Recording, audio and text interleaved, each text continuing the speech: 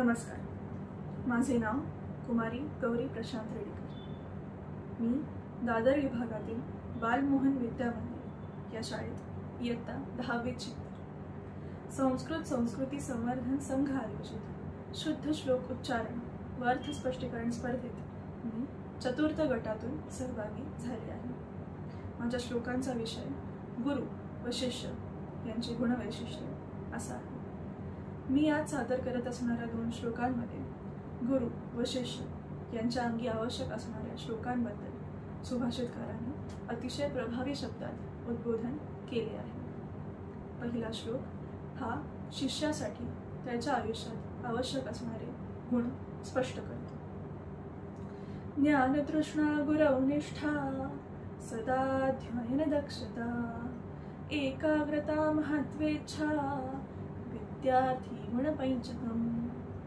अर्थात ज्ञान प्राप्त करण्याची उत्तुंग इच्छाशक्ती, गुरुवरील अखंड निष्ठा, गुरुवरील विश्वास, तसेच अभ्यासाबाबतची जागरूकता, एकाग्रता, मनाची एकात्मता, महत्वाकांक्षा या सर्व गोष्टी हे 5 गुण विद्यार्थ्याचे गुणविशेष आहेत.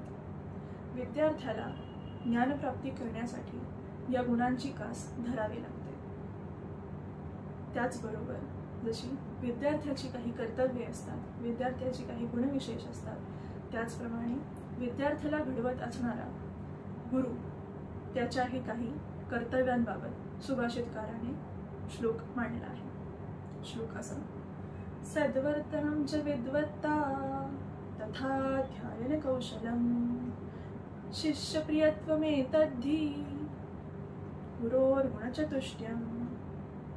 अर्थात चांगले वर्तन, शुद्ध चारित्र्य, त्याचप्रमाणे विद्वत्ता अर्थात बुद्धिचातुर्य, विद्यार्थ्याला शिकवताना त्या विषयाचे त्या गुरुला असलेले ज्ञान, तसेच ते समजवताना गुरु कशा प्रकारे समजवतो त्याचे अध्यापन कौशल्य हे सुद्धा महत्त्वाचे असतात. त्याचप्रमाणे गुरु शिष्यांमध्ये किती लोकप्रिय आहे या गोष्टी सुद्धा महत्त्वाच्या ठरतात. ही गुरूंची ही 4 गुणवैशिष्ट्ये आहेत असे सुभाषितकार इथे स्पष्ट करतो. अशा प्रकारे या 2 श्लोकांमध्ये अतिशय प्रभावीरित्या सुभाषितकाराने शिष्याला घडवत असताना गुरुची व घडत असताना शिष्याची काही गुणवैशिष्ट्ये व कर्तव्ये या 2 श्लोकांमध्ये स्पष्ट केलेली आहेत.